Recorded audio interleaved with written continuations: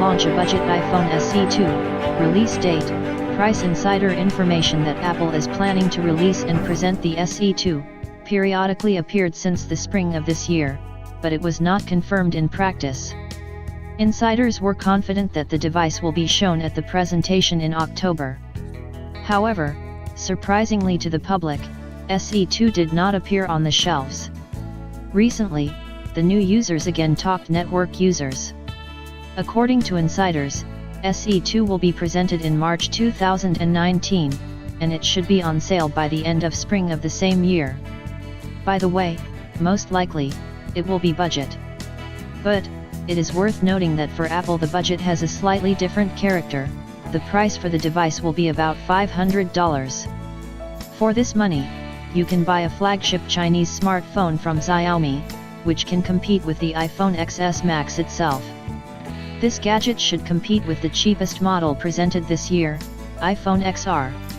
It is expected that the new smartphone will be equipped with a display that will take up to 85% of the front panel, as well as Face ID face recognition technology. It is possible that he will get the function of wireless charging, if the back panel will make glass. The cost and detailed characteristics of the gadget are not yet known. According to experts, it should go on sale for about $600. In the case of a higher price, the success of SE 2 sales in India and China may be questionable. Recall that the head of Xiaomi introduced the device, part of the photo which teased the fans of the company.